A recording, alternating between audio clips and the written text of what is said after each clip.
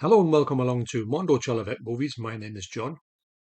Got a question for you. What do you get if you cross the old dark house with John Waters' multiple maniacs and also Caligula? And I'll tell you what you'll get. You get Thundercrack. So my first introduction to Thunderstruck is the Scholar documentary. I urge anybody to see this documentary. It's absolutely brilliant. Now there is a picture of Thunderstruck. Had never heard of this before, but through this documentary, a lot of people that I kind of trust their judgments were talking very highly of Thunderstruck, including John Waters and loads of comedians that I quite like their stuff. And I was so invested in this documentary that I thought, hang on a minute, this movie keeps coming up all the time. Is it a movie? It didn't sound like a movie you could actually buy. So I thought, will I be able to get this? So anyway, I went on the Film Treasures, link down below to their channel, their website, and that's where I bought mine from. I think it's around about 25, 26 pound on Blu-ray, but the Blu-ray is pretty good. I'll get into more about that set in due course. But this documentary is great. If you are into cult movies, because I'm going to preface this video by saying that this is probably Thundercrack is probably the ultimate cult film. That's the way I'm going to sort of bookend that. But this set is just fantastic. I do urge anybody to get it if you're a fan of sort of really cult films in this great setting in this cinema, which sounded like the depths of depravity, actually. And it's a fascinating tale. And there's loads of bits in it that I would like to talk about, but I'd like you to find this out by yourself. So anyway, I watched the Scholar documentary, and Thundercrack kept coming up. So I thought myself, I'm going to have to try and see this movie. So where is it in the world? Thinking it would probably be not available, or it would be some kind of grubby DVD that was long out of print. You've got to pay about £5 million for.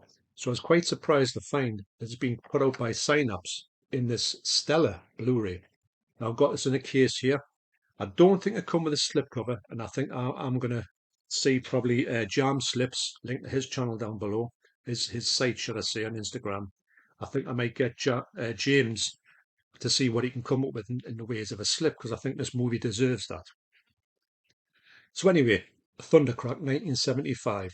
What I'll try and do on this video, I'll try and tell you as much as I can about this movie, but I'll have to be quite cute with what I say because there's a lot of things in here which would flag up on YouTube and get this video sort of scrutinized, and probably you can't say them type of things on here.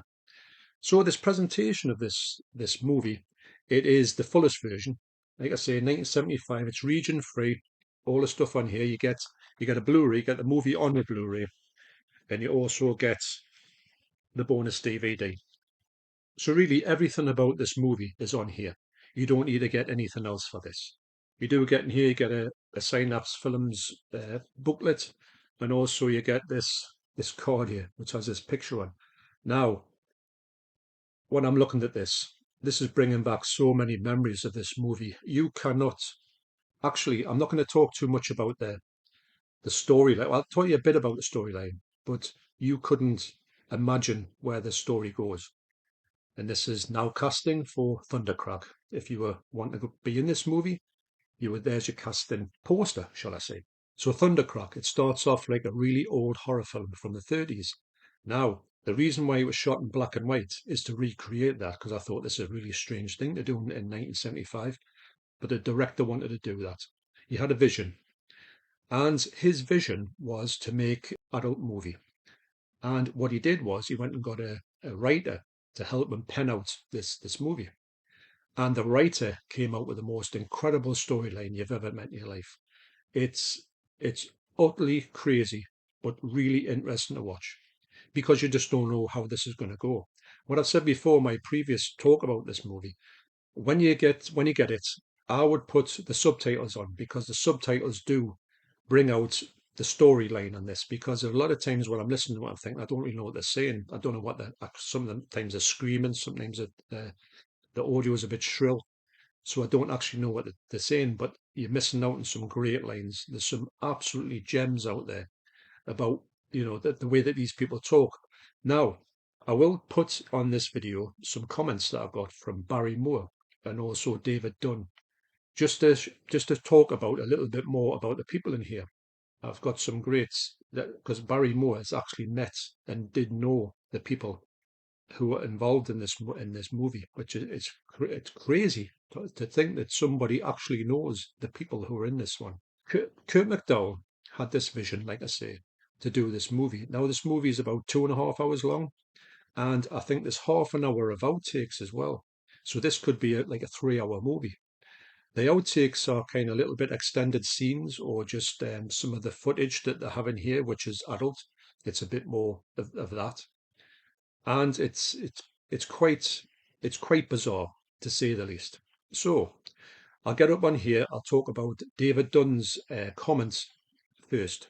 Thundercrack, as you say, isn't for everyone, but it's a wild, camp, very explicit, old, dark house, no budget spoof. If people like the early John Waters stuff, they should love this, like this. Might put you off cucumbers for a while though. Yep. So when Thundercrack starts off, we are introduced to the owner of this house, Mrs. Gert Hammond. Now she is wildly drunk, and there's an actual thunderstorm going out. Thundercracks are light and all that type of thing. It's just a terrible night. So at the same time, you're seeing some cars driving through this rainstorm, and they're heading towards this house, and they get there by accident because they have accidents and stuff like that. And this is the only safe refuge place. Now, in this car, you're really hearing about this people's backstories, and they're just crazy. On one of them, one of the girls is saying to the other girl about this embarrassing problem that she's got, and she's going to tell the bloke that she's just picked up in this car all about it. And this other girl's going, "You can't talk about that." That comes back in the movie, actually. That's got to do with a cactus. They all end up in this house. And Gert Hammond, who's played really well by Marion Eaton, she has to sober up.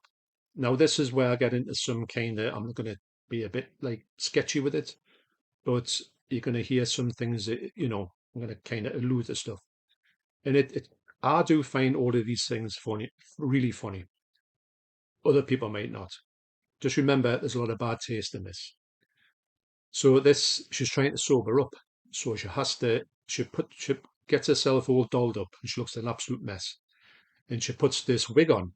And then, of course, she goes to sober up. How am I going to sober up? So she makes herself sick in the toilet and she's sick all over a wig and she chucks the wig back on and she's got stuff in her hair. And when she sees people when they come in, this girl goes to her. Like people say, "Can you smell vomit?" And she's going, "Oh," as if to say, "I didn't get that out me hair." So you've got that just to start off in the first 5 minutes. So she goes into the bathroom to sober up with this woman who sort of gives her a bath. Yeah, so then they all go back into the room and we're all talking about their various lives, how they've all come together now. And it just goes from strangeness to strangest. Now, what Gert has, she's got this house, this big house, where she said that her husband, how does she say this? She says her husband is in well, the husband is no longer here, and the son doesn't exist anymore. And that goes on the way through and you find out actually about the son and the husband. Yeah, you couldn't make this up. It's so good about these things. You might think, oh, well, it's just a thing. But what happens to the husband and the son, you would never guess it. But anyway, that's way into the movie. So what Gert says to them is, why don't you go down to my son's old room, go in there and get changed, and make sure you don't let anybody come in and hurry up. Take your time getting ready. So they go in and they kind of get, ready. And she goes into this other room next door and she's got this peephole and she's looking through it. And that's when David was talking about cucumbers.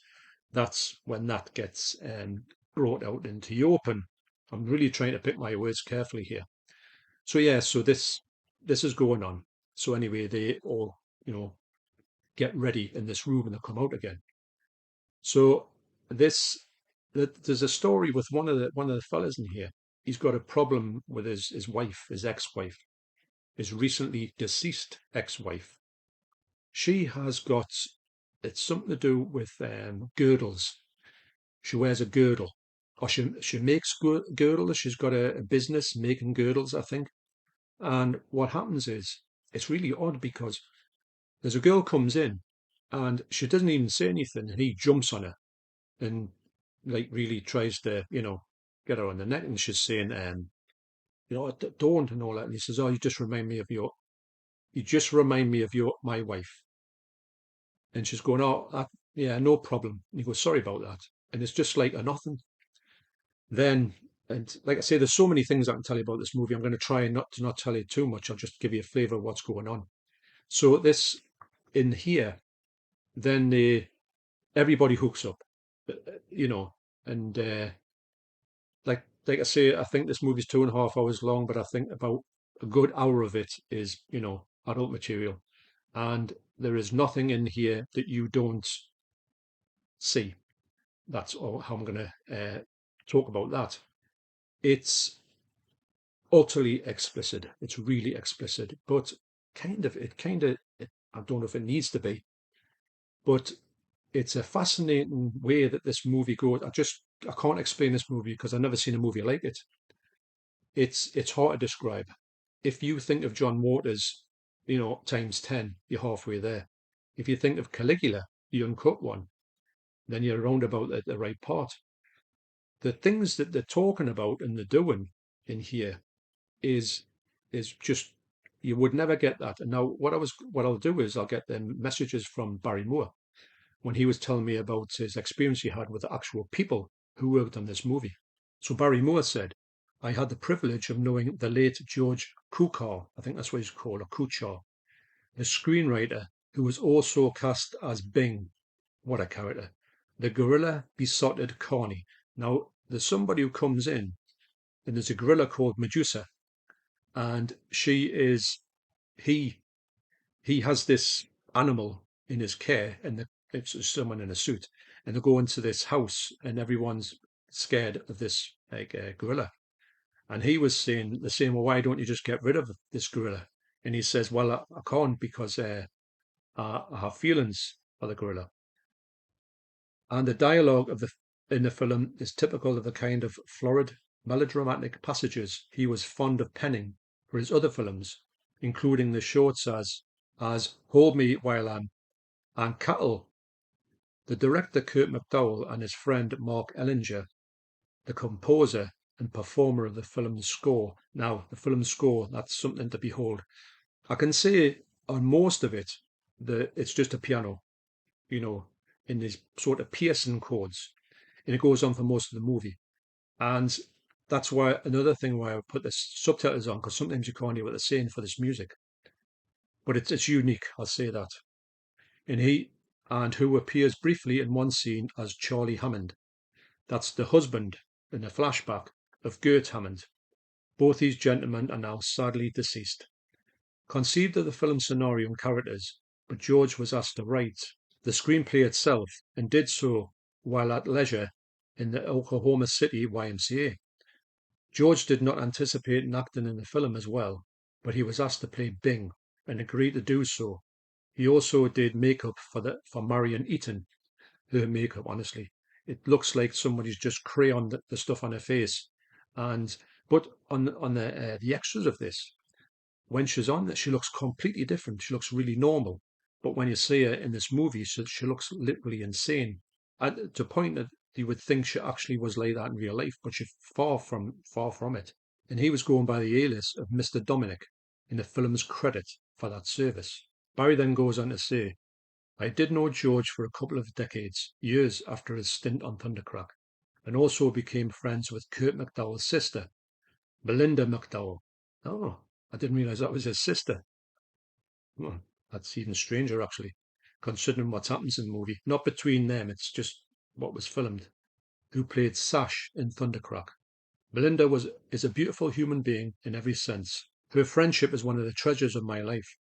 I also got to meet George's twin brother, Mike Kuchar, and commented admiringly on his inspired draftsmanship, both George and Mike being excellent cartoonists. George's screenplay for Thundercrack was fully worked out before shooting commenced. Now, what I did say in my previous video, I did say, how on earth can anybody say these things on screen.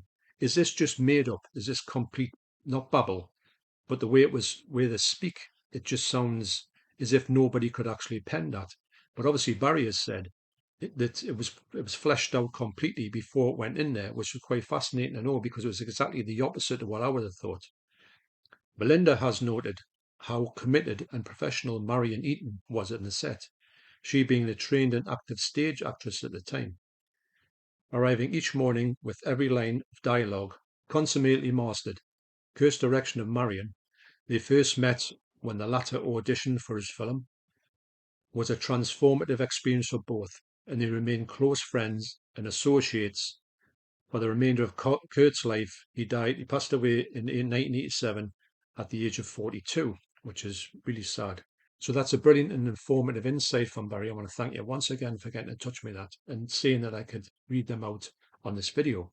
In essence, I do class this as the ultimate cult movie. It's got to be because there's no other movie like it. There's no other movie that would go to these places. So that goes for a normal movie. You would never see anything like it. And also, when you think of an adult film, you would never see anything like this. So this movie crosses a lot of barriers. Now, I couldn't watch this in one go, obviously.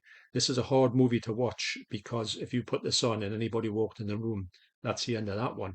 You can't explain, oh, but this is such and such because of all the content in it. So be very careful when you watch this movie. If you want to watch this for like a laugh with your friends and all that, do be aware it doesn't shy away from anything to do with, you know, that side of cinema. And there's quite a few things in here you can't believe what you're seeing. Actually, when I'm talking about the illustrations here, there's a lot of drawings on the wall of this bedroom of the son, whose backstory is unbelievable. The husband's backstory is equally unbelievable. And then this gorilla comes in, Medusa, that comes into it as well. And this fella is George Kushar is talking about this whole thing he has with the gorilla. It talks about the flashback scenes as well, which you don't really get in many movies. Have this flashback scenes to talk about the fella with the wife with the girdle, and she has this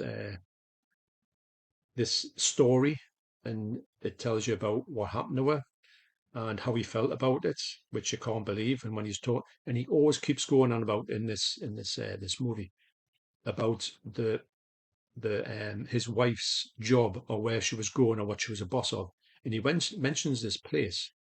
I can't remember offhand, but it's some kind of and he mentions it by a long title. Must be 100 times this movie, and everyone starts talking about this place. She is the boss of the such and such, such and such, and it just goes. It's I try to think, were they actually trying to be funny in some parts of this movie? I don't think they were. There is some really funny lines in it as well.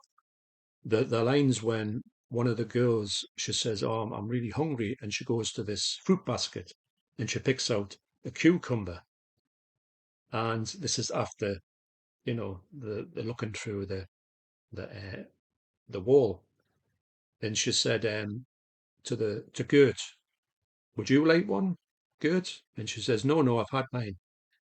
And this woman she says, "Well, no, eat, go on, you eat it." And she goes, "It doesn't taste right."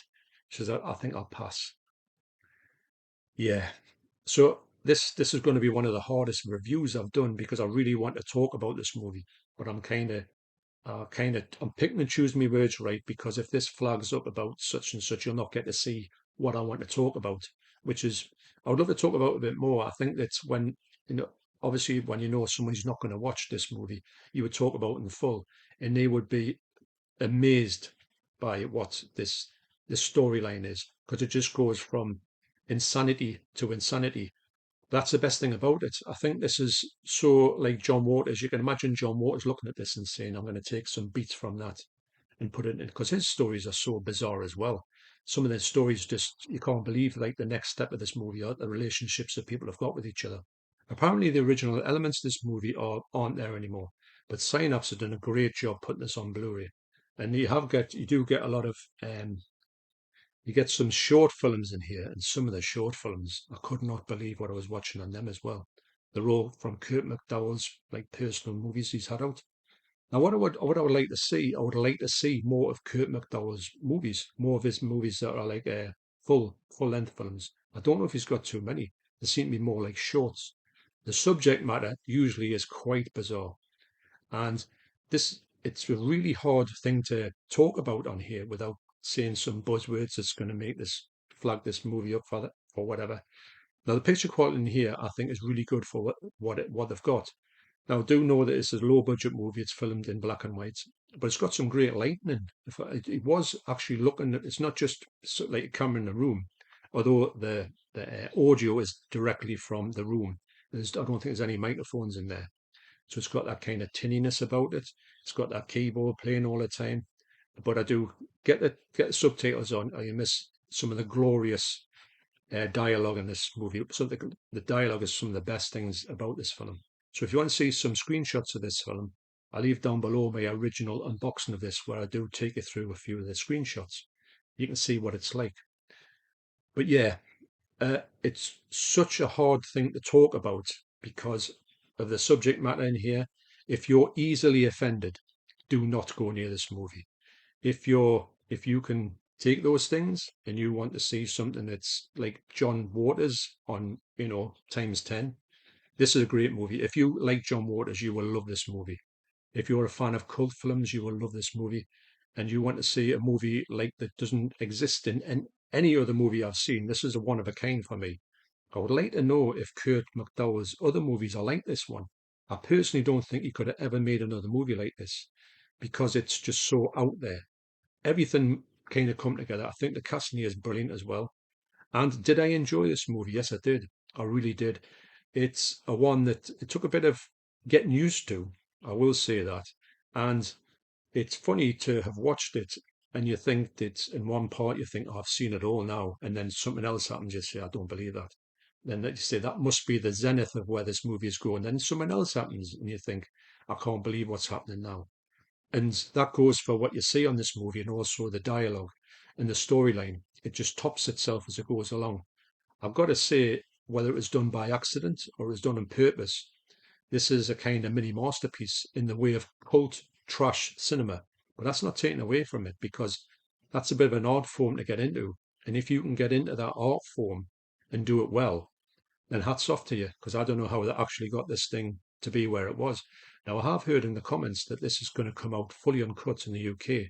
I could see Criterion doing this. I don't think Synapse do anything from over here. But if I could see Criterion doing this because even though what this movie is, it is more like an art house movie than any other thing. Yes, it's a trash cinema. Yes, it is adult. Yes, it is kind of a sort of a semi take on this old dark house, trope. It's not really a horror film, but it kind of portrays itself as a horror film at times.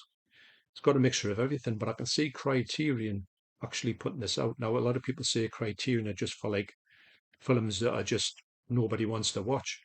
But this is the type of thing that they do, and they don't shy away from it. And they've got some really explicit stuff in the Criterion collection. So I have to give them that. They're not afraid of putting stuff out. And I personally, I can't believe this is ever going to get released uncut in the UK. But I'd like to see it get released uncut because this is not just an adult film. This is more than an adult film. It's an adult film, kind of, obviously, with the subject matter. But wow, is it something else? Yes, it is. So hopefully, when I trim this down and get rid of a few buzzwords, this will actually make sense as a video because I'm struggling when I'm doing it because I'm trying to trip myself up by saying, oh, I don't want to go down that route. I don't want to talk about that storyline. I don't want to get too much involved into this, the adult side of it in case it flags up. And I see that word too many times. I don't know. I'm interested to see if this gets through. But anyway, I can't recommend this highly enough. If you're, like I say, John Waters, all that type of thing, if you're a fan of him, especially John Waters, I would say, I think you will get a kick out of this movie. You can't believe what you're seeing in every shape and sense of the word. If you're easily offended, do not go there. If you want something which is just beyond belief, then this is movies for you. Like I said, it is the ultimate cult film. So there you go. I want to thank David Dunn and Barry Moore one more time for supplying those comments that I've shown. And yeah, So yeah, Thundercrack, the ultimate cult film. So thanks for watching, you take care, and I'll see you in the next video. Cheers.